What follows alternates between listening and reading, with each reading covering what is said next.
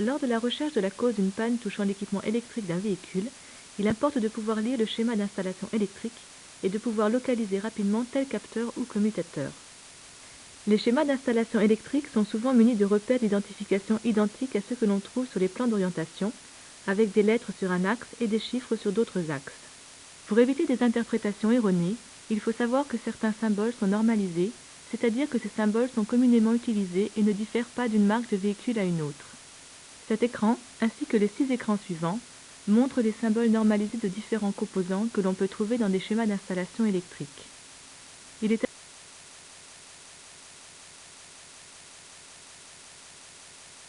L'écran présente un capteur de température, utilisé par exemple pour la mesure de la température du moteur ou de la température de l'air. Le capteur de température est l'un des deux résistors d'un circuit diviseur de tension. La valeur de la résistance varie en fonction de la température, ainsi que le montre le tableau. Elle entraîne la variation de la tension aux bornes de la résistance chauffante,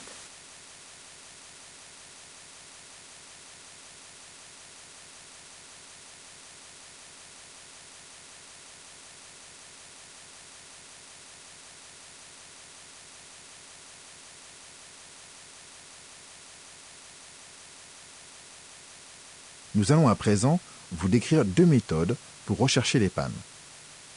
La méthode du chevauchement de domaine, ou domaine commun, et celle des chaînes de fonctions utilisateurs. Observons l'exemple suivant.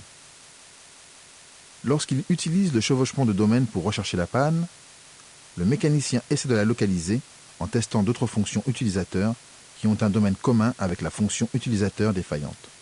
Le conducteur du véhicule utilise normalement les fonctions utilisateurs de conducteur avant, pendant et après un trajet. Pour savoir comment deux de ces fonctions opèrent, cliquez sur les boutons correspondants. Le tachymètre affiche les vitesses du véhicule. Pour y parvenir, l'unité de commande du combiné d'instruments et l'unité de commande des freins travaillent ensemble. Dans la fonction lève-vitre, l'unité de commande conducteur et les unités de commande de porte sont impliquées.